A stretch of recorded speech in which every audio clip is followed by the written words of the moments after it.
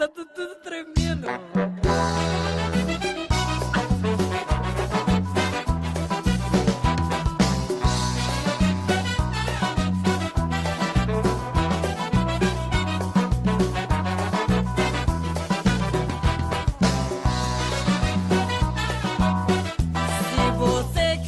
Alô, mundo! Eu sou a Gaia Passarelli e esse é o Mais Você Vai Sozinha? Um papo semanal sobre viagem e outras coisas mais. Então, nessa temporada, a gente já passou pela Mongólia, pela Coreia do Norte. E lembra que lá no episódio com o Vitor Collor eu falei que estava faltando o Brasil? Então, tava mesmo. E a mulher que veio falar comigo hoje é uma especialista em Brasil, cultura brasileira e brasilidades. Ela é tão especialista que ela é mestre em identidade cultural brasileira e radialista e repórter, trabalhou na BBC de Londres, na daqui também, e pode ser que você conheça a sua voz da Band News FM ou da cobertura online dos TEDx São Paulo. Oi, Nelly Pereira, bem-vinda. Olá, Gaia. Que delícia essa introdução e que bom que sou eu que vim falar sobre o Brasil, porque é tão raro, né? Quando a gente pensa em viajar, eu me lembro quando eu trabalhava, as pessoas sempre falavam em viajar e daí as pessoas queriam ir para Tóquio, que é a viagem da minha vida também, mas as pessoas sempre queriam ir para fora. E assim falava, gente, mas tem um continente praticamente pra gente visitar aqui, né? Tem um continente mesmo. Inclusive, literalmente, tem toda a América Latina aí pra desvendar e a gente fala muito pouco. Aqui no podcast mesmo a gente falou, cara, muito de Europa, muito de Ásia e legal. Super incrível. Não tem absolutamente nada de errado, mas as pessoas conhecem muito pouco o Brasil. Muito pouco mesmo. E eu acho que tem uma coisa que sempre, assim, salvo raras exceções, né? Eu acho que o jalapão, por exemplo, tá na moda. Assim como o Bonito já esteve. O sul da Bahia começa a ser uma moda, pelo menos para os paulistanos, para essas festas de fim de ano e tudo isso. Ah, sim. Réveillon e Trancoso é o must da galera. Agora estão, né, Caraíva e Corumbau e todos esses toda outros. Toda vez que eu vejo gente em Caraíva, me dá vontade de falar livre Caraíva longe. Caraíva is the new Morro de São Paulo, quase isso, né? Que dó. Mas eu fui muito pra Caraíva lá em 97, 98, faz muito tempo. Era demais, espero que ainda seja. Mas enfim, continua. Mas aqui tem uma coisa sobre o Brasil que é isso, assim, às vezes a gente pensa em Brasil para fazer essas viagens para cenários muito incríveis, né? Então você tem a costa ou esses lugares de rios bonitos, cachoeiras, chapadas, enfim. E pouca gente gosta ou pensa em fazer viagens pelo Brasil, que são viagens que a gente faz pra fora, né, culturais, assim. Então quem gosta de ir pra Tailândia dar comida pra elefante, pode ir aqui conhecer, sei lá, uma casa de farinha ou um jeito que se faz a marmelada. Eu acho que há pouco interesse pela cultura do Brasil de uma forma geral e sobre o que é feito da cultura, às vezes num sertão, às vezes numa cidade pequena. Então a gente olha ainda não enxerga tão bem essa riqueza, eu acho. A gente é muito limitado à costa brasileira e isso é um processo, isso é uma coisa histórica desde o descobrimento que se deu pela costa. Descobrimento, chegada dos portugueses, vamos chamar assim, que se deu pela costa. Então a gente tem, claro, uma das maiores costas do mundo, né? O litoral brasileiro é enorme, perde para tipo da Austrália, do Canadá, que é um esculacho, mas e viaja-se muito pouco pro interior. A gente viaja muito pouco mesmo no estado de São Paulo pro interior. Galera, aqueles mega congestionamentos, a galera tá indo pra praia, não necessariamente tá indo pro nosso interior, que vai lá Brasil adentro. Mas você começou a viajar pelo Brasil por causa do seu mestrado ou o contrário? Então, eu comecei a viajar mais pelo Brasil por causa do meu mestrado, por causa desse interesse hoje pelas ervas brasileiras, pelas garrafadas brasileiras. Então hoje eu me concentro e eu faço viagens que são viagens de trabalho, mas também viagens de lazer. Toda viagem de lazer ela acaba virando uma viagem de pesquisa, mas mais por causa dessa pesquisa hoje que deve ser o projeto de doutorado sobre as ervas e as garrafadas brasileiras. Antes disso, eu morei muito tempo fora do Brasil, né? E eu sou de Curitiba. E eu tenho um marido que não gosta de viajar de avião. Então, inevitavelmente, a gente fazia viagem de carro. E é muito mais fácil viajar de carro pelo Brasil. A gente ainda não enfrentou uma viagem de carro para o Uruguai, para Bolívia, para Argentina e tal. Então, a gente pegava trechos e fazia, por exemplo, Santa Catarina. que era pertinho de Curitiba, né? A gente fazia o interior, a gente escolhia uma serra que a gente queria pegar, então Serra do Rio do Rastro, ia até Tubarão e depois subia, fazia toda a costa de Santa Catarina, entrando bastante para o interior, para as cidades pequenininhas, principalmente para visitar alambique de cachaça, gente que fazia licor artesanal. Então são essas coisas que sempre me interessaram, esses produtores locais de geleia, o que tinha em Pomerode com a maçã, o que se fazia, assim. Então isso sempre me interessou. E aí fiz isso por Santa Catarina, fiz isso pelo Rio Grande do Sul, depois quando eu vim morar em São Paulo, fiz isso em São Paulo. Então, ir pelo interior de São Paulo, tentar, enfim, serras, e aí voltar pelo litoral, fazer o litoral inteiro. Então eu fiz o litoral inteiro de Iguape até Ubatuba, até o final de Ubatuba, para conhecer e ir entrando, conhecendo quilombos, comunidades indígenas, o que sempre tem perto da costa, e indo um pouquinho mais, às vezes 100, 150 quilômetros para o interior. Então, e aí eu senti necessidade de conhecer um pouco mais sobre o norte e o nordeste. Eu tinha conhecido boa parte do nordeste já, mas por causa justamente dessa pesquisa das ervas, o que você tem no sul e no sudeste de Mata Atlântica é muito diferente do que você vai ter no norte e no nordeste, não só da mata em si, mas do uso dessas ervas, né? Então você tem muito mais comunidades usando, muito mais herveiras, muito mais raizeiras, muito mais comunidades indígenas ainda usando. Então eu fui para o norte e para o nordeste. Comecei no ano passado com uma viagem para Manaus, onde fiquei depois 15 dias no Rio Negro, viajando de barco. E agora para Belém do Pará, para fazer essa pesquisa também, porque realmente é um outro aspecto dessa pesquisa. Essa viagem para o Rio Negro, vocês foram até onde, mais ou menos? A gente pegou o barco em Manaus, e aí a gente foi até o Parque Nacional do Jaú. Uhum. E depois voltamos pelo arquipélago das Navilhanas. Tá. Então a gente fez uma viagem um pouco mais rápida de ida para chegar no Parque Nacional do Jaú, que a gente demorou 6 ou 7 dias para chegar, é uma viagem bastante longa.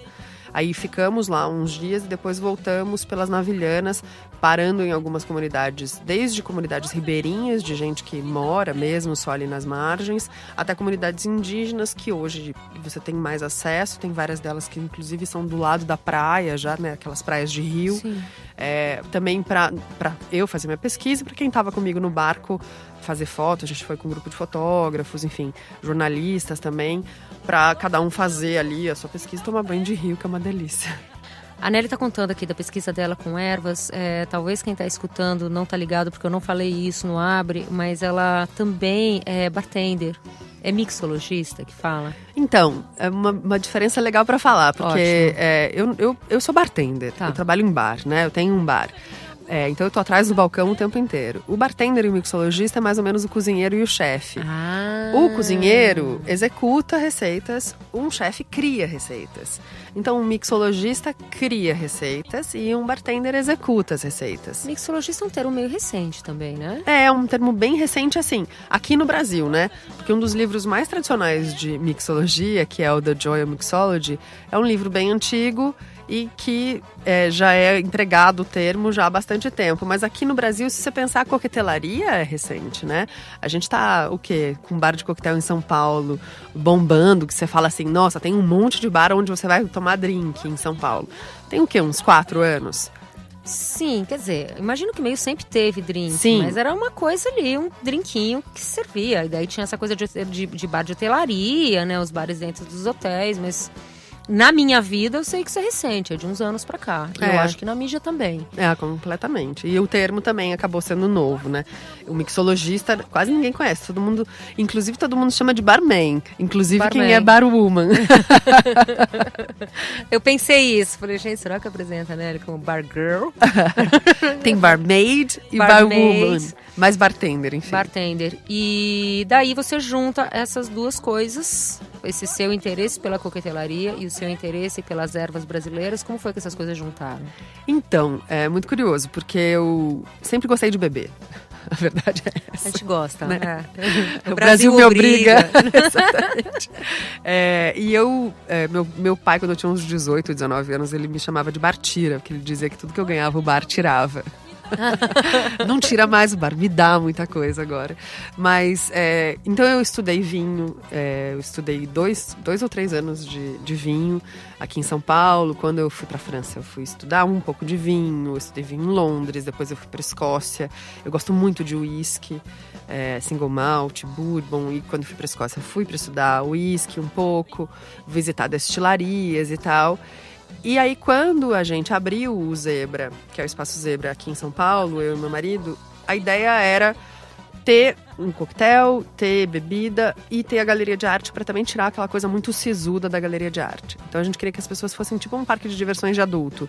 Você vai, bebe o seu drink, dá uma passeada, vê coisas diferentes lá dentro. Come umas coisinhas gostosas, vê umas artes legais e escuta um som. Isso. E aí, eu comecei a pesquisar, a fazer coquetéis e vi que realmente tinha aí um nicho de mercado de coquetelaria. Coquetelaria dá dinheiro para quem tem bar, muito mais do que vinho, do que cerveja, em alguns casos.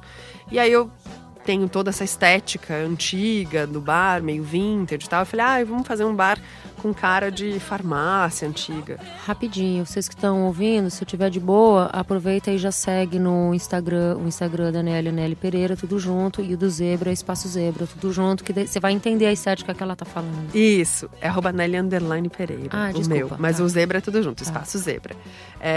E aí, eu, enfim, comecei a pesquisar sobre isso e descobri que tinha uma corrente da coquetelaria que era a coquetelaria apotecária, que basicamente é uma coquetelaria de muito, entre aspas, bem-estar, que usa ingredientes medicinais, plantas, amaros, digestivos, enfim, para coquetelaria.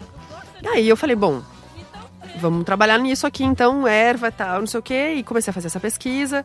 Só que daí meu marido olha pra mim e fala assim, vem cá, você tá procurando raiz de genciana, um monte de coisa gringa que não acha no Brasil. Vou te levar num boteco, porque a gente tem um monte de ingrediente aqui que você vai querer usar. Lógico. Óbvio. Claro. E aí ele me levou num boteco que tinha um monte de garrafada. Que boteco é esse? Foi no Pátio do Paris. Esse boteco nem existe mais. Mas era no Pátio do Paris, que é um tipo de um ceazinha perto do Mercado Municipal. E aí o cara tinha catuaba, jurubeba, carqueja, milome, o que você puder imaginar. Eu experimentei todos, fiquei bem louca, enfim. Falei, não bem louca de bêbada, mas eu falei, gente, é muito ingrediente. E muito ingrediente que ficava voltado só à questão medicinal aqui no Brasil, né? Então, assim, catuaba é bom porque é o Viagra natural, ou porque é uma bebida que se bebe no carnaval de uma forma muito esdrúxula. Enfim, aí eu comecei a fazer... Mas aquela catuaba comercial, a selvagem, né? Que a galera entorna. É catuaba? Ou aquilo é uma mistura de várias coisas com sabor de catuaba? É uma mistura de várias coisas, sem sabor de catuaba, porque a catuaba é muito picante, muito amadeirada. Inclusive, quando eu faço a minha catuaba, as pessoas falam... Às vezes não gostam porque estão esperando uma coisa mais doce. E nessa catuaba mais comercial tem muita marapuama, que daí é um outro ingrediente, uma outra raiz, outra casca, que não é a catuaba. A catuaba é uma árvore, do qual a gente usa a casca dela para fazer bebida. Mas você pode usar todas as partes dela. E ela é uma erva, é uma árvore que, inclusive, está sendo super explorada pela indústria farmacêutica chinesa e japonesa aqui no Brasil. E ela pode ficar em extinção se a gente não cuidar dela muito em breve. Ela pode ficar em extinção, mas não é culpa da catuaba selvagem. Não é. Não é. É culpa da indústria farmacêutica e da cosmetologia japonesa e chinesa, na Mas verdade. que tá usando a catuaba para o quê? O princípio ativo da catuaba para quê? Para rejuvenescimento. Sim. Isso coisa. acontece com várias ervas, aí a gente vai descobrindo pelo caminho, né? Erva baleira, por exemplo, que é uma erva super gostosa, porque ela lembra uma sálvia, e ela é super boa, porque ela é um super remédio para dor. Ela foi comprada, o princípio ativo analgésico dela foi comprada por um laboratório francês e que tem o direito exclusivo de uso. Então tem índio que não pode vender pomada de erva baleira por causa disso. Sei, que é uma coisa que ele lida lá a vida inteira, que faz Isso, parte da tradição da tribo dele e não pode usar. Ok. Mas voltando, então aí, o Renato te levou no boteco lá no Paris, onde tinha as garrafas. E aí eu falei, gente, tem aqui uma pesquisa muito intensa para fazer. Eu já tinha feito um mestrado em identidade cultural brasileira, então assim, eu sempre me interessei pelo que era do Brasil. Desde a época de jornalista, eu fui jornalista de cultura durante muitos anos, então entrevistei muita gente ligada à cultura e enfim, fui uma jornalista cultural durante quase 10 anos no início de carreira, até ir para Londres, fazer o mestrado em estudos culturais, e aí aquilo para mim bateu, assim, eu falei, não, vamos pesquisar sobre o Brasil, porque os bartenders brasileiros precisam seguir um caminho que os chefes já fizeram, e aí estamos falando do Alex Atala, Ana Luísa Trajano, Mara Salles, enfim, a Bel, Coelho e tantas outras, que trabalham com comida brasileira, fazendo uma pesquisa de ingredientes brasileiros. E o que eu percebia é que isso, entre os bartenders, essa pesquisa estava muito mais num nível de castanhas brasileiras, de frutas brasileiras, um pouco de madeira, mas madeira muito mais no envelhecimento do que como ingrediente. E aí eu fui vendo que, tinha assim, pariparoba, carqueja, mastruz, um monte de erva que simplesmente a gente não usava e que os botecos estavam usando, sabe? E aquilo... E que os botecos estavam usando desde sempre. Desde sempre. Então eu falei, vamos trabalhar essas plantas que são medicinais e que estão nas nossas garrafadas, medicinais e de boteco, e vamos fazer uma pesquisa de ingrediente de sabor com elas. Então assim, que sabor tem milome? Que é um cipó maravilhoso, tem um gosto defumado, super incrível, terroso, enfim. Que sabor tem a jurubeba, né? De onde ela veio, como é que ela pode ser usada, em qual destilado. E aí eu comecei essa pesquisa bastante intensa, que vai virar livro e que vai ser lançado agora em abril. Olha, que ótimo! Como chama o livro? Das garrafadas aos coquetéis apotecários. Tá. Justamente, é uma pesquisa que mostra que a coquetelaria sempre esteve muito ligada à medicina. E com isso é muito importante dizer que, assim, de maneira nenhuma você vai beber um drink para se sentir bem, que vai te fazer bem para a saúde, e isso vai substituir um remédio. Não é isso, né? É só um uso de ervas que são, por acaso, medicinais, como um ingrediente de sabor para coquetelaria. Isso é bem importante deixar claro, porque às vezes o que acontece muito é a pessoa chega num bar, assim como ele chega num boteco e fala, tô com uma dorzinha de fígado, você não pode me dar um negócio de jurubeba? Claro, aquela garrafa de jurubeba Leão do Norte ali, porque eu tô aqui meio com mazia, vai cair super bem. Isso, vai cair super bem. Não, né? Então não é o caso. Mas essas plantas têm propriedades medicinais, sim, mas elas têm muito sabor, e é aí que eu tô interessada. E uma coisa muito interessante é que a coquetelaria brasileira, se a gente for seguir por aí, ela é muito mais herbácea, amadeirada e amarga do que frutada, doce, tropical. Que é a ideia tropical que a gente tem. Então isso é super interessante. Então, o Brasil não é pina colada, né? Não é pina colada, não. Ele é caipirinha também, mas ele também é essas pingas com infusões dos botecos, que os donos de boteco continuam fazendo, e que sim, por isso que às vezes a gente chega em boteco e as pessoas falam, dá um amarguinho, né? O amarguinho, porque é amarguinho mesmo. Vários desses ingredientes são amargos. Só tem coquetel amargo? Não. Poderia só ter um dos melhores bares do mundo, é o Amor e Amargo em Nova York, que é só coquetel amargo. Não teria o menor problema de se fazer isso. Eu um dia chego lá. Eu tanto ter esse paladar do amargo. Eu não tenho. Não tem? Não tenho. Eu gosto de caipirinha. Caipirinha é bom, cítrico. Gosto de caipirinha, gosto de mojito. Eu gosto do cítrico, refrescante, leve, ligeiramente adocicado. Porque caipirinha, pelo amor de Deus, galera, não pode colocar 3 colheres de açúcar na caipirinha. Você mata a caipirinha. É um pouquinho de açúcar pra cortar o ácido do limão. E aí eu já gosto de você porque você sabe o que você gosta. Eu sei o que eu gosto. As pessoas não sabem. Não, eu sei o que eu gosto. E eu acho que eu sei que eu não gosto de amargo. Mas bom. É porque meu avô, velho, italiano, tinha o costume de tomar um amarguinho ali antes e um digestivo depois da digestão. E a minha irmã sempre gostou de repartir esse momento com ele, porque ela gostava de tomar junto. E eu nunca gostei. Nunca gostou. Eu tomava, falava, gente... E era o quê? Cara, isso tem gosto de remédio. Sabe, não. biotônico Fontoura, né? Isso. Um amaro. Eu sempre falo. É um amaro, basicamente. Na farmácia. E vem cá, tem algum boteco em São Paulo que fazendo isso? Boteco, que você... Pode indicar? Eu não sei. Tem pouca gente que ouve o podcast, ele não vai hypear, vai ficar tudo bem. Vai ficar só Como entre não nós. contar, né, onde tem.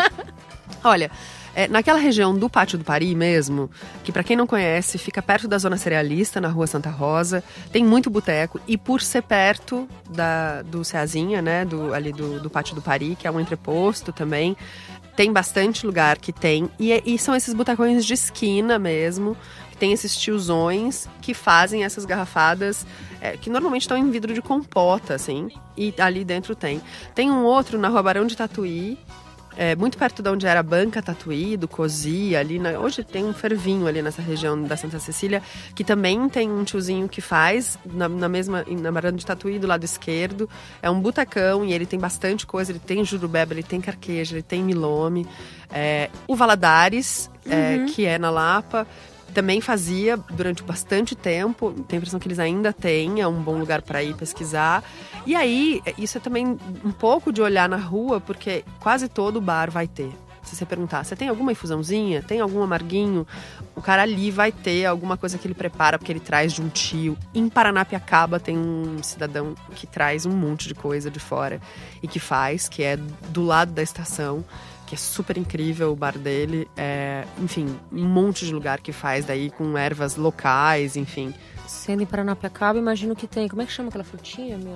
Cambuci. Cambuci, coisas com cambuci. Bastante cambuci em A Paranapiacaba. última vez que eu fui pra Paranapiacaba era tipo assim, você toma um café e ganha uma mudinha de cambuci pra levar pra casa. Isso. Cambuci e eu fiz uma expedição para Paranapiacaba. Eu chamo de expedição porque a gente, cada vez que vai para algum lugar hoje, eu procuro alguém que entenda da erva, da mata da região. E dessa última vez tinha um tiozinho que, cara, ele entendia tudo, eu catei ele me levou para Paranapiacaba me mostrando, porque a gente é um vocabulário que a gente perde, né? Então assim, se eu te falar, vai lá, pega uma carqueja. Você não sabe nem onde dá a carqueja, né? Você não sabe se é uma muda rasteira, se dá na árvore, se é uma casca, se é... A carqueja, ela é verdinha e ela é meio em quatro, assim, não é? Isso. E ela é rasteirinha, assim, ela é rasteirinha, normalmente. É que eu lembro que eu tomava carqueja pro fígado, minha mãe fazia pra mim. É amargaço, né? É amargo, mais amargo que a vida. É muito amargo. Eu acho que é o ingrediente mais amargo que eu já trabalhei, assim. Mais do que losna, que é feito o absinto. Boldo. Muito mais do que boldo. É bem, bem, bem amargo. Boldo, inclusive, aprendi a gostar. Porque boldo é a planta amiga de quem bebe, né? Você tem o boldo ali em casa pro fígado. E minha mãe me ensinou a fazer o boldo, não fazer na água quente, fazer na água fria. Maceradinho. Maceradinho na água fria, deixa ali, quando você tá muito de ressaca, vai tomando ao longo do dia, ele te ajuda. Daí eu comecei a meio criar uma simpatia, assim. Eu faço uma infusão com vinho do Porto, branco, boldo e água tônica, que fica maravilhosa. Pra ressaca? Não, como coquetel. Como coquetel. Eu amei isso, já quero tomar. É, muito bom. E esse, por exemplo, tem no Zebra? Tem no Zebra. Tá, como chama? Bold Tonic. Bold Tonic, olha que maravilhoso. Uma tônica bold. Com Porto, aposto que faz bem. Faz bem, não dá pra beber muito. E diz uma coisa, como que é a recepção do... Porque, enfim, tem esse hype da coquetelaria rolando em São Paulo há uns anos, as pessoas estão lá procurando gin tônica, Negroni. Como que é a recepção do público quando você oferece esses coquetéis com ervas e raízes e madeiras brasileiras? No começo, vai fazer... Desde 2015 que eu faço essa pesquisa, né? No começo era bem difícil, porque... as pessoas ainda olhavam e falavam, carqueja eu tomava por causa da minha avó. Exatamente. Catuaba, aquela bebida horrível. Isso. Aí tem um trabalho de se fazer que é um trabalho didático, que é, então vem cá e experimenta. Essa aqui é uma infusão de carqueja na vodka, isso aqui é um mastruz feito assim, assim, assado. Eu acho que aí é um trabalho do bartender de você ensinar a pessoa a beber aquilo de uma outra forma, né? Perder o preconceito que ela tem de que aquilo é só medicinal, de que aquilo era um chá que a avó dela fazia, pra você ensinar um outro ingrediente pra ela. E eu acho que ajuda muito, porque eu tento fazer, quando eu faço as bebidas brasileiras e tal, eu tento sempre relacionar com alguma coisa. Então, por exemplo, a catuaba eu faço um Negroni, que é o Negroni nativo, que simplesmente eu infusiono o vermute do Negroni com catuaba. Então ele fica um Negroni mais amadeirado. Então pronto, você fez o cara beber a sua catuaba, né? Ele experimentou uma coisa nova a partir de uma bebida que ele já conhece. Então eu acho que facilita quando você infusiona, quando você trabalha com algum coquetel, que é um clássico que as pessoas já conhecem, que você coloca um ingrediente novo ali. Quando eu passei a fazer isso e deixei de fazer esses coquetéis que eram tão estranhos, por exemplo, eu me lembro quando comecei a trabalhar com carqueja, eu fiz um coquetel que era saquê, carqueja, absinto. Cara, ninguém ia pedir aquilo, entendeu? Então, assim, vamos facilitar aí o uso da carqueja, às vezes fazer um coquetel mais simples. Então, vai ser uma gin tônica infusionada com carqueja, com um pouquinho de um xarope de camomila, alguma coisa assim, para dar um frescor.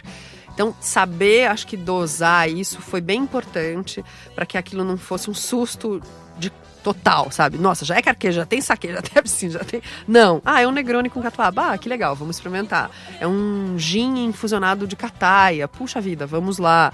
É um Manhattan diferente, porque tem um ingrediente nativo. Então, assim, isso acho que ajuda as pessoas a se relacionarem melhor.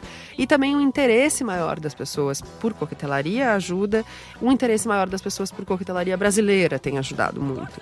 Então, a divulgação da pesquisa que eu faço acaba sendo boa, porque as pessoas vêm no meu bar hoje para experimentar essas coisas. Então, acaba que facilita um pouco o meu trabalho, embora eu acho super importante essa parte da didática, porque eu quero que as pessoas usem isso em casa, né? Sim, daí é um outro momento. É um outro momento. Eu preciso realmente que as pessoas comecem a querer fazer coisas em casa, assim como a gente começou a usar mais tapioca, assim como a gente começou a usar o dadinho de tapioca, de repente virou o nosso novo frango a passarinho. Então, assim, acho que tem um trabalho longo e longevo, mas eu acho que é um trabalho que eu pretendo fazer, tanto do ponto de vista do sabor como bartender, como do ponto de vista de uma pesquisadora de cultura brasileira, para deixar isso registrado, porque eu acho também que a gente tem que ter uma preocupação hoje de um registro acadêmico disso, né?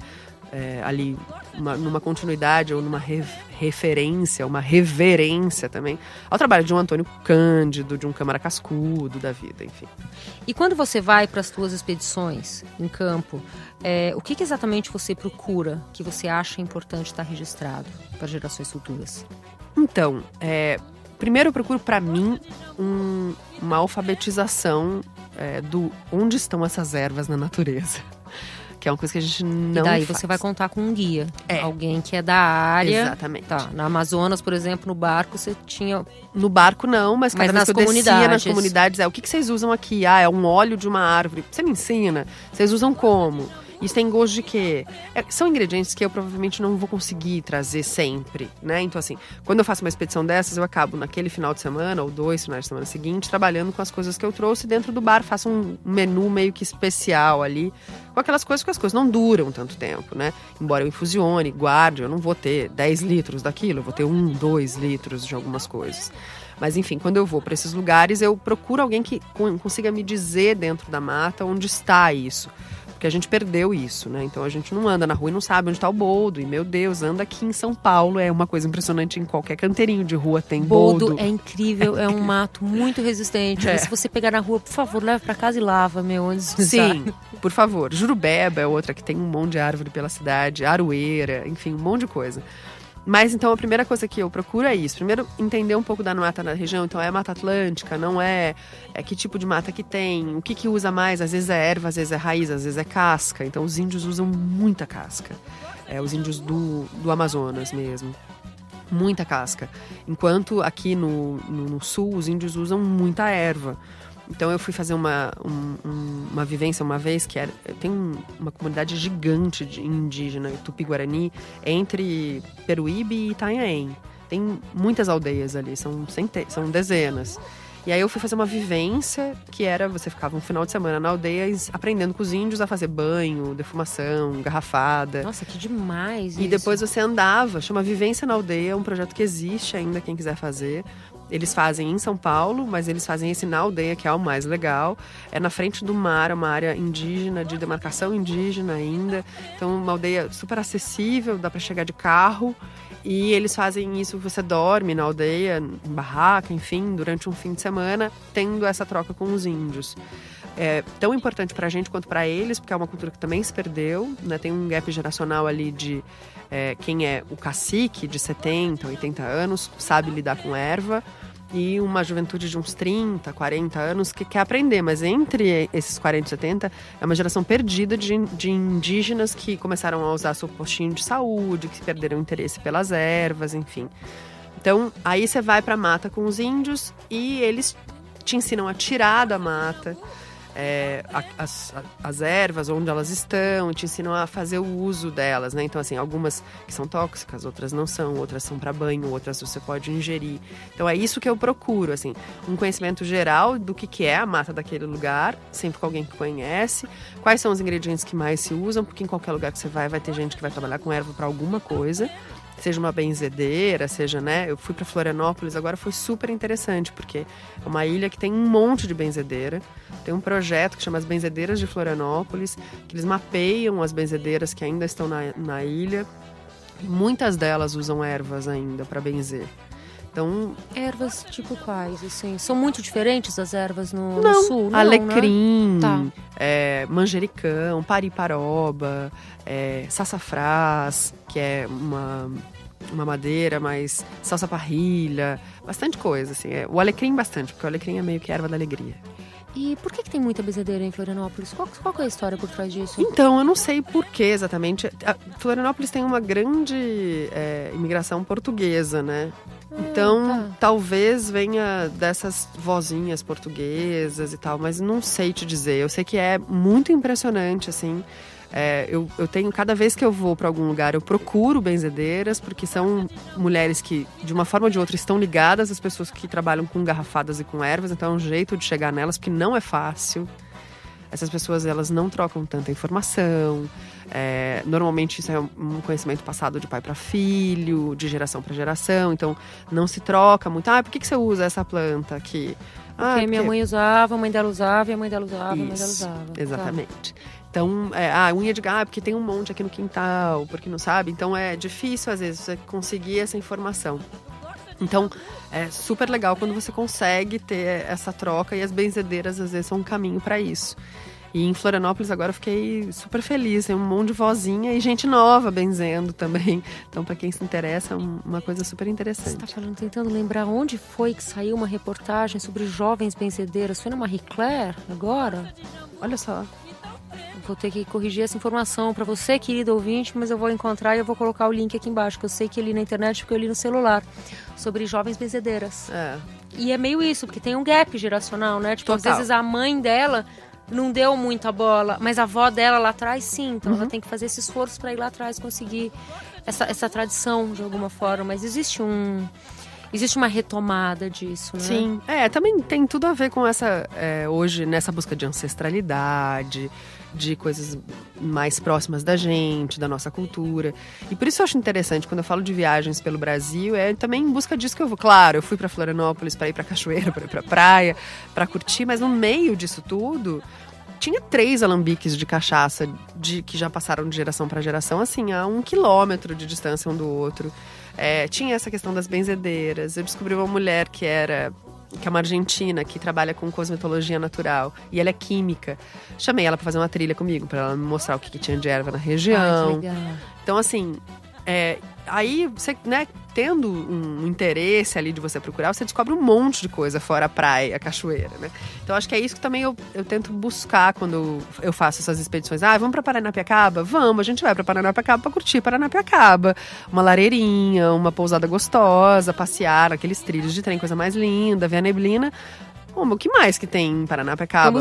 Cambuci, caramba, nossa, bater em Cambuci a beça. Volta com o quê? Com um monte de cachaça de Cambuci, de todo jeito. Cara, quem tá ouvindo não sabe, infelizmente não sabe o que é Cambuci. Cambuci é uma frutinha muito típica da Mata Atlântica, que é ao redor de São Paulo, que também ficou esquecida durante... Eu não lembro da gente falar de Cambuci quando eu era pequena, mas eu sou de Ribeirão Pires, que é do lado de Paranapiacaba. Nossa, do lado mesmo. Certamente é Cambuci a beça ali. E eu... Enfim, Paranapiacaba meio faz parte da minha vida, é um lugar que eu sempre fui muito. Adoro. E nos últimos anos eu comecei a perceber essa coisa, esse hype do Cambuci. É geleia eu uso com tequila, hein? Você usa com tequila? Muito bom. Dá pra fazer caipirinha de Cambuci. Sim. Na pinga é o mais tradicional, Na pinga, né? É um clássico. É um clássico. Esses dias eu caí, não sei como, internet de madrugada, né? Você não consegue dormir quando você vê, você tá vendo umas coisas que você não sabe como. Era um vídeo de um programa do Silvio Santos, que é uma entrevista do Sérgio Malandro com o Lula. E o Lula tá contando com o Sérgio Malandro sobre a cachaça com Cambuci. Gente. Velhinha que ele conhece, faz lá em São Bernardo, que é do lado de Paranapiacaba. Fica a dica, vamos fazer um livro sobre histórias do Cambuci. Mas em Paranapiacaba certamente tem livro de receitinha com Cambuci. Tem. Vai ter tudo com Cambuci, peixe com Cambuci, geleia com Cambuci, livro de receita. E você usa com tequila? Com tequila. Eu faço um shrub, que é um xarope vinagrado, porque o Cambuci, ele tem uma acidez super boa, né? E aí eu uso isso com a tequila, que fica incrível. Porque aí também é isso que eu tento, né? Às vezes, beleza, então tem cachaça de Cambuci. na região. Mas tem cambuci? Então deixa eu levar o cambuci pra gente tentar usar o cambuci de outras formas. Quando eu fui pro Vale do Ribeira fazer uma pesquisa também, eu queria estudar sobre a cataia. A cataia é uma erva, uma folha, uma árvore que dá só no litoral norte do Paraná e no litoral sul de São Paulo. Então, numa região entre Guaraqueçaba, Barra do Ariri e Cananéia. Então, Iguape pega um pouquinho também. E é muito comum, eu bebia cachaça de cataia desde sempre, porque meu pai tinha uma casa na Ilha das Peças, que é ali no arquipélago de Paranaguá, no Paraná, e se bebia muita cataia. E se dizia que cataia não dava em outro lugar do Brasil, e não dá mesmo. Tem estudos na USP que comprovam, já tentaram levar muda de cataia não dá em outros lugares, é super difícil. E hoje tem um problema de manejo da cataia lá, porque a galera tá cortando a árvore inteira por causa do hype da cataia na cachaça, que eles chamam de uísque caiçara. Porque realmente você coloca a cataia na cachaça e ela fica com um gosto amadeirado. Então eles chamam de uísque caiçara por causa disso. E aí eu fui pesquisar sobre a cataia. E aí é isso, você vai encontrar um monte de cachaça de cataia. Nem sempre de boa qualidade, nem sempre orgânica, nem sempre de um sítio legal, nem sempre, né, de um jeito legal de tirar. E aí é uma pesquisa que você faz, onde tem cataia legal? Vamos levar a cataia pra casa? Vamos infusionar no gin pra ver como é que fica? Vamos infusionar, sei lá, em outra bebida pra ver como é que fica? E aí, essa pesquisa acaba sendo... Então, acho que as pessoas também têm que perder um pouco o preconceito quando vão pra um lugar e falar, mas aquilo ali é no cachaça ruim, é não sei o que. Cara, mas olha o entorno daquilo, sabe? Leva a fruta pra casa, experimenta. Porque no fim, a gente também experimenta muito pouco, né? E fica com esse preconceito de paladar mesmo. Aquilo lá, isso aqui é bom. Não vamos pra... Não, aqui a gente é super eurocêntrico. É pra caramba, a gente quer comer morango. A gente quer comer blueberries. A gente quer comer blueberries. Mirtilos. Que é uma delícia, nada contra. Nada contra. Pelo contrário, tá ótimo, mas assim... Por que a blueberry virou uma super frutinha, super saudável, não sei o que, aqui no Brasil antes do açaí. Exatamente. Que sempre teve lá no norte. Voltando pro norte, então, você fez Belém? Não, Belém... Você vai agora. Você sabe que Belém ficou encantada na minha história, porque Belém é a terra das garrafadas, né? E tem uma pesquisa muito grande sobre fitoterapia em Belém. A Universidade Federal do Pará faz muitas pesquisas sobre as ervas de lá. E, inclusive, as pesquisas sobre garrafadas que tem, bastante delas saem do Pará ainda. E tem o mercado do ver-o-peso, que é onde tem a maior concentração de herveiras da paróquia brasileira inteira, né? E aí eu quis muito ir para Belém, e só que eu queria ir também para Belém já com alguma coisa mais esquematizada, porque como é muita coisa, eu também não quero ficar só no ver-o-peso. Então eu queria ir para falar com o pessoal das universidades, eu queria ir para as ilhas da região para ver exatamente quais as ervas que tem, porque às vezes também é o ver-o-peso para quem é turista, para quem tá indo é super interessante, mas eu precisava ir um passo além. Então eu falei, deixa eu deixar Belém pro final. O que você vai ver, né? Falei, deixa eu deixar Belém pro final, que eu já vou estar um pouquinho mais inteirada do que de como trabalha, o que eu vou buscar lá e tal, porque lá vai ter realmente muita coisa. No fim das contas, eu tô indo agora, daqui 2 semanas, vou fazer essa pesquisa, vou dar uma palestra num evento de gastronomia lá sobre a pesquisa das garrafadas, que também é uma novidade para eles. Então vai ser super interessante, porque é uma terra que todo mundo conhece, garrafada, e provavelmente todo mundo conhece, ou bastante gente conhece das ervas, porque elas acabam sendo uma surpresa quando se apresenta elas aqui no sul, no sudeste. E então Belém vai ficar agora pro final para fazer essa pesquisa um pouco melhorzinha. Então pro norte, quando eu fiz Manaus e fiz o Rio Negro, então fiz a Amazônia do outro lado, né? A Amazônia do lado pro oeste. Né? E o que você... Tem alguma coisa que você tá indo procurar especificamente em Belém? Tô falando porque quando você, querido ouvinte, estiver escutando esse podcast, provavelmente a Nelly vai estar voltando. Sim. Do Belém, e você vai poder ver várias coisas no Instagram dela. Então, tem alguma coisa que você está buscando, algum ingrediente que você ainda nunca colocou a mão e você está indo atrás, por exemplo? Então, ingrediente, a gente recebe bastante coisa aqui, né? Então, assim, jambu, puxuri, cumaru, coisas que eu sei que tem muito lá, que eu quero trazer porque eu já uso e que aqui é muito difícil de encontrar. Fava de aridã, que é super difícil e tal. Eu tô indo lá mais pra conversar com as pessoas que têm a garrafada como um modus operandi de alguma coisa muito comum. Porque, por exemplo, se você pensar em São Paulo, né? Eu fui atrás de quem faz. Ibiúna era um centro que as pessoas usavam muita garrafada. Fui para Ibiúna e não encontrei ninguém que faz garrafada mais. Aqui em São Paulo tem 4 ou 5 banquinhas, se a gente pensar, né? Largo da Batata tem uma. Aquele tradicionalíssimo do Largo da Batata atrás do metrô, entre o metrô e o mercado. Ali. Isso, dificílimo de conversar com o seu Wilson, acho que é o nome dele. Porque ele fala que é uma coisa divina, que ele aprendeu a fazer e ele não troca muita informação, é comum, normal, super, né, tá ali no direito dele. No Largo do Paissandu tem uma senhora que a mãe dela fazia e ela continua fazendo. Então, assim, são poucas, aí você tem que pesquisar. E aí, claro, às vezes em terreiros de candomblé, em casas de umbanda, tem gente que trabalha com ervas dessa forma, mas é difícil. Lá em Belém é muito comum, todo mundo se trata com garrafada. Tem muita mulher fazendo. É uma coisa muito feminina em Belém, né? Então eu tô indo um pouco mais para conhecer técnicas de como elas usam, de como elas fazem, quantas ervas, quantos dias deixa, é no vinho branco, é na cachaça, e um pouco mais de como que se usa isso, e também para fazer uma pesquisa que eu já estou fazendo uma pré-pesquisa, já vi que não tem, que é se tem algum bar trabalhando com isso, ou se pelo menos algum restaurante trabalhando com isso, porque tem o Remanso do Bosque, do Thiago Castanho, que foi aí um dos grandes chefes que começou a resgatar essa culinária típica do Pará, e aí levar essa pesquisa para fora do Brasil e para o Brasil inteiro. Mas não sei se tem alguém fazendo isso em bar lá, né? Pode ser, enfim. Eu vou também atrás um pouco disso. E você já está pesquisando e não descobriu? Não. Eu não tenho nada para informar nesse sentido. Não. Eu só fui para Belém quando era criança. Eu tenho algumas lembranças. Eu morro de vontade de voltar. O que eu vejo muito é jambu, cupuaçu sendo usado. Em coquetelaria, inclusive. Mas daí pra você falar, não, as ervas que tem nas garrafadas ou essas nozes brasileiras, que não são só nozes, né? Mas assim, o puxuri, por exemplo, tem um gosto maravilhoso, que é a noz moscada brasileira. O cumaru, que é uma espécie de uma baunilha, tonka beans, eles chamam fora do Brasil, mas é super cheiroso, com um gostinho de chocolate. É um baita ingrediente para coquetel. Então, assim, não sei se tem gente usando lá, isso que eu quero ver. Mesmo em botecão, às vezes, eles estão, sei lá, assim, estão infusionando isso na cachaça, alguma coisa assim. Eu gosto sempre de ir nesses bares perto de mercado, essas coisas, porque por ali sempre eles aproveitam os ingredientes do mercado, né? Então, eu gosto mais de ir pra boteco do que pra bar de coquetelaria, normalmente, quando eu vou pra esses lugares. E aqui em São Paulo? Quem mais, além de você?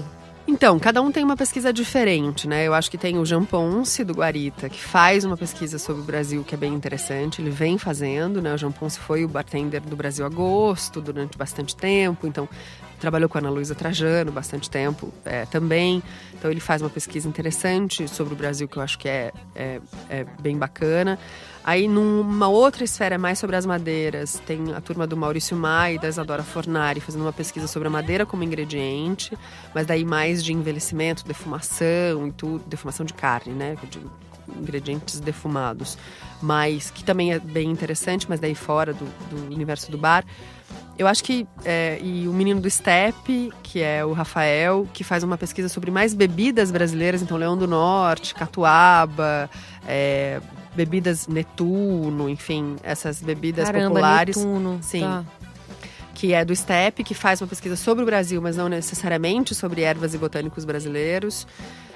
E aí eu acho que todo bar hoje em dia descobriu que tem que ter, porque fica feio não tem. Então, bastante gente começou a trabalhar com isso e tem cartas muito interessantes. A do Fábio Della Pietra, no Subastor, que ele está trabalhando com biomas brasileiros e nessa carta tem coisas como, por exemplo, o mucilago, que é aquela parte branca do cacau.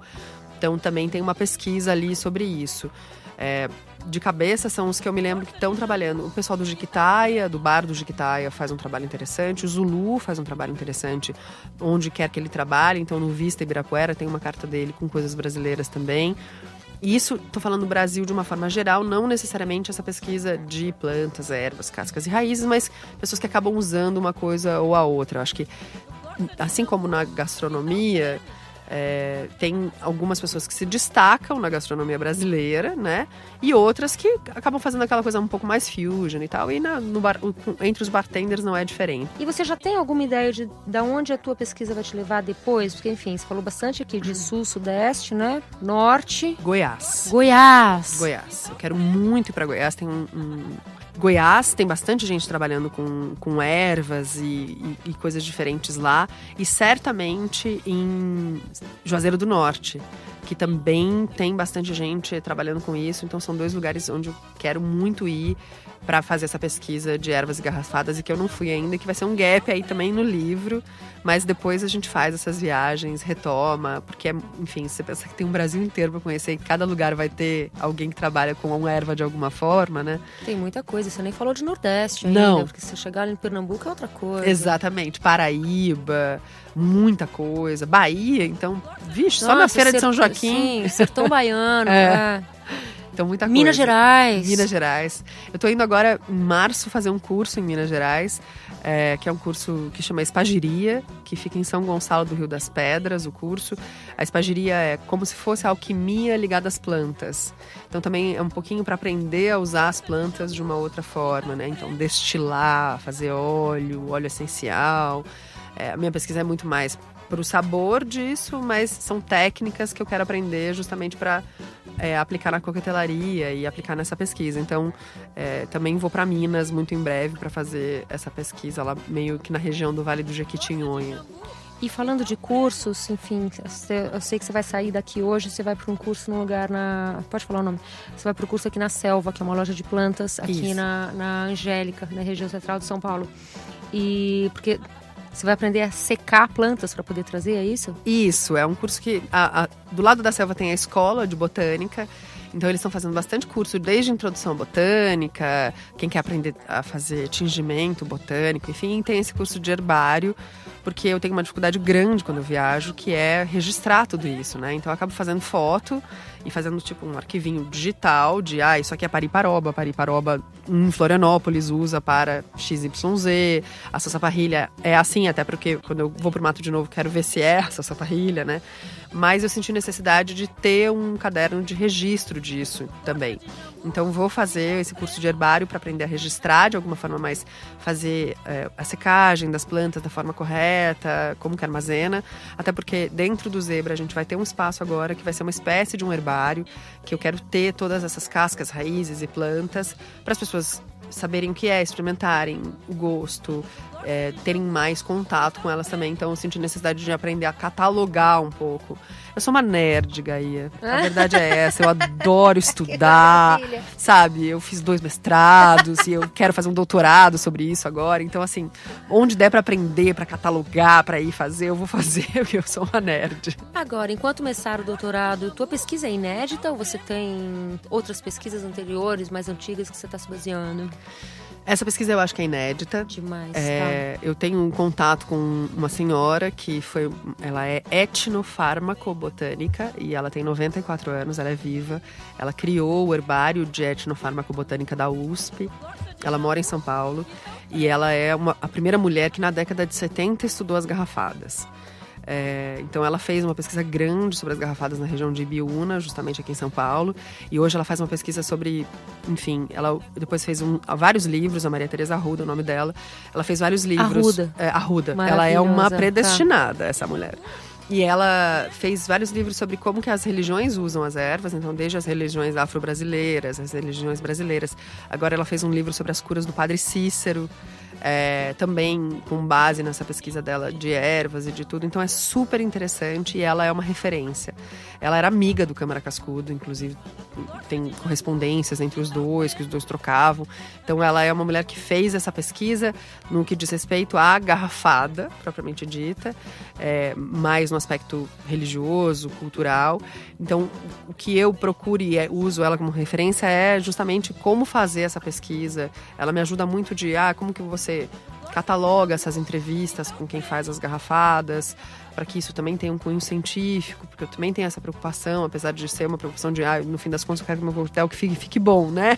Mas eu quero também mas você tem registrar. Essa preocupação que você falou, de manter essa pesquisa para o futuro.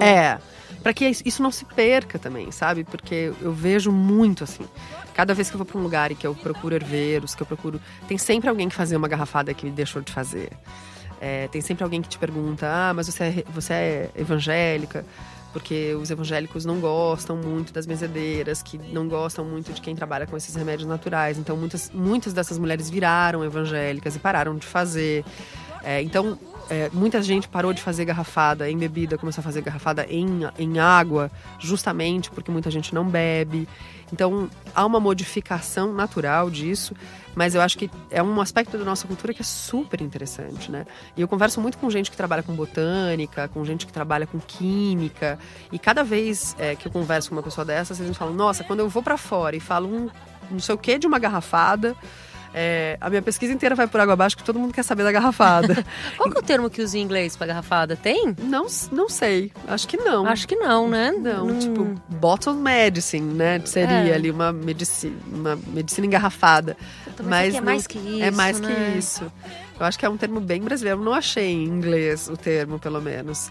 A Maria Tereza fala inglês, ela também usa sempre garrafadas nos livros dela. Deixa no original. Deixa no original. Então, é uma pesquisa que eu quero certamente levar aí. E eu tô agora, como eu disse, uma nerd inveterada. Eu pretendo ver como é que eu vou conseguir fazer isso de uma pesquisa de doutorado, porque é uma coisa que eu quero muito fazer, que é registrar isso em alguma coisa acadêmica também. Maravilhoso. A gente falou horrores sobre o Brasil, mas não é o que você estava esperando, tá? Mas dito isso, acho que para quem viaja pelo Brasil, é um pouco ir além, sabe? Às vezes você tem um interesse que você não vai atrás para procurar esse interesse aqui no Brasil também. Claro, eu sou super privilegiada que eu tenho as ervas. Para onde eu vou, eu pesquiso sobre isso. Acaba sendo super interessante. Mas sei lá, às vezes as pessoas têm algum interesse de gastronomia ou de pedras ou sei lá do que, sabe? E a gente não pensa em procurar essas coisas quando a gente viaja. E o Brasil, nesse aspecto cultural, é muito rico, né? Tô aqui falando de Juazeiro do Norte, de casas de farinha, como eu disse, de produtores de Cambuci, de Vale do Ribeira. A gente não precisa nem ir tão longe, né? Não, tá cara, aqui do lado. Aqui. Tem um monte de coisa que você citou que é sudeste, tá tudo aqui, numa viagem de carro. Paranapiacaba é aqui. Do lado. Cananéia fica 1h30, 2 horas daqui. É super pertinho. Então, acho que ter esse interesse curioso mesmo de pesquisar novos destinos, novos lugares, né? Não reproduzir, não virar esses hypes de todo mundo tá indo para um lugar, a gente também vai, né? Agora todo mundo vai para Algodões. Algodões? Algodões. Algodões fica onde, gente? Não tô sabendo. Algodões na Bahia, uma ilha. Na Bahia? Será que eu tô errando? Pode ser. Nordeste. É que, enfim, tinha muita gente em muitos lugares muito maravilhosos no meu Instagram agora, nessa virada de 2018, 2019, e eu tava em São Paulo. Então, eu acho que num dado momento, eu acho que eu atingi a invejinha, sabe? Tipo, mas tá todo mundo lá, nem deve ser mais tão legal assim. Mas eu adoro ficar em São Paulo, hein? Essa época do ano é a melhor época. Melhor época, tem muita coisa. Assim, considerando que você vai estocar comida em casa, né? Porque tem aquele momento ali entre o dia 31 e o dia 1º que não acontece nada. Tudo. Dia 1º, eu não estoquei comida em casa esse começo do ano. Minha primeira refeição do ano foi no McDonald's. Porque nossa. Era a única coisa que tinha. Você tá revelando isso assim, publicamente, sem vergonha. Entendi. Fui com 3 amigos, porque, cara, a gente tava morrendo de fome, era o que tinha. Ninguém tinha guardado comida. Você sabe que muita gente ligou perguntando se o bar estava aberto. Acho que existia ali uma demanda reprimida de lugares abertos em São Paulo mesmo, nesse começo de ano. Eu passo todo o Réveillon em São Paulo já faz mais de 6 anos. Acho que esse foi o 7º ano. Eu sempre fico aqui. Porque eu também sou frila, eu posso viajar depois. Posso viajar depois do dia 10 que é muito mais de janeiro, barato, que é além muito de mais tudo. barato, muito mais tranquilo. Mas assim, a grande maioria das pessoas tem aquele períodozinho do recesso ali pra viajar. Isso é um fato da vida, tudo bem. Então, cara, normalmente São Paulo ficava bem mais vazio. Esse ano ficou muita gente. Teve 3, 4 festinhas de amigos, de gente reunida. A festinha de amigos onde eu tava tinha pelo menos umas 40 pessoas. Bastante gente ficando, né? Isso é uma coisa que o paulistano também aprendeu a fazer de um tempo pra cá, que é explorar melhor a cidade, né? Quando eu cheguei aqui, eu fiquei um pouco apavorada há 10 anos. Tá fazendo 10 anos agora.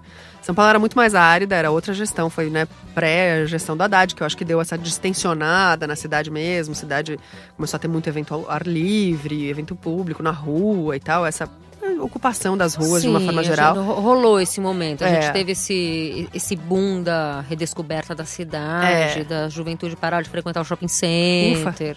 Porque eu cheguei aqui e pegava o carro, ou às vezes pegava o metrô e falava, vamos pro bairro do Limão. Aí as pessoas falavam, mas o que você vai fazer no bairro do Limão? Eu falei, gente, eu vou passear, andar, procurar um boteco, ver se tem uma pizzaria, sei lá, entendeu? Procurar. Eu fazia muito isso quando eu cheguei em São Paulo. E agora ainda bem, as pessoas estão aí... Não, porque tem muita coisa. Eu sou essa coisa repórter de viagem que não viaja, né? Faz mais de um ano que eu não viajo.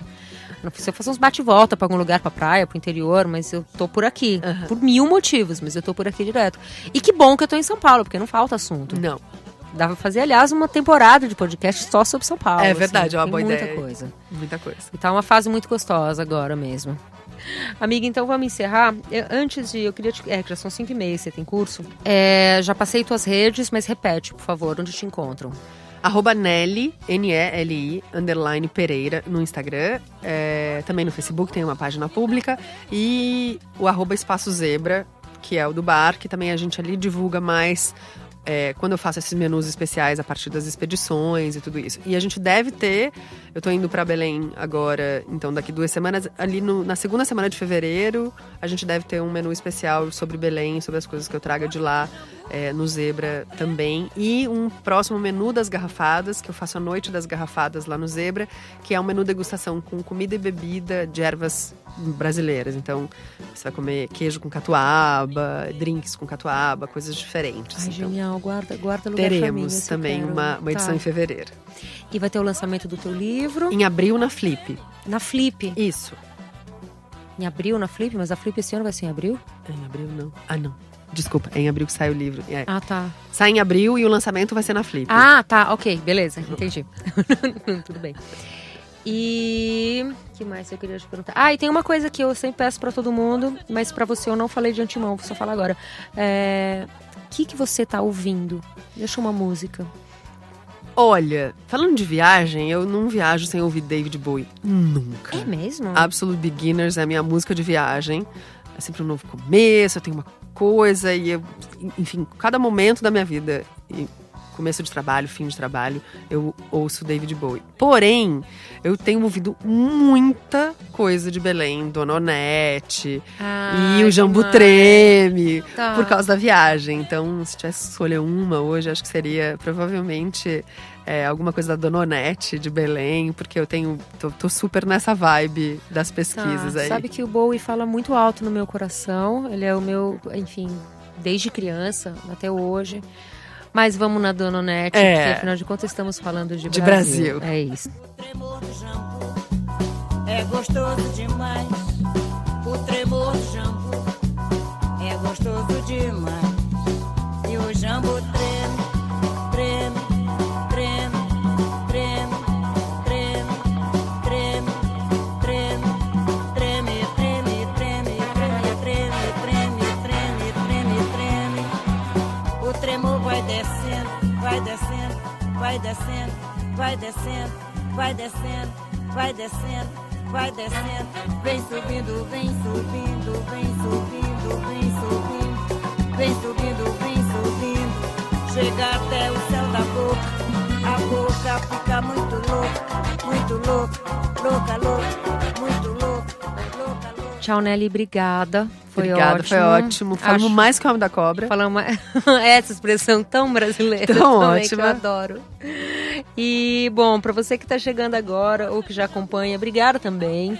Não esquece de compartilhar com as pessoas que você gosta. Não precisa ficar dando o like aqui do lado ou dando notinha. Mas, compartilha com alguém, dá o share aí no Instagram, que é isso que mais conta hoje. O melhor canal para passar para as pessoas é o gaiapassarelli.com/podcast, onde estão listados todos os episódios e também tem os links para seguir no Spotify, no iTunes, no YouTube, no Spreaker, no Google Podcast e etc. Tá bom?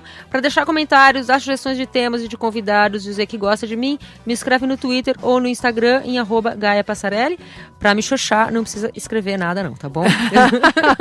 Melhor deixa. Deixa pra lá. Esse programa foi gravado com captação de som do Raul Leal. Oi, Raul. Raul está quietinho ali dentro. No Inova Bra Habitat, em janeiro de 2000 em São Paulo, aqui em São Paulo. Tchau e até semana que vem.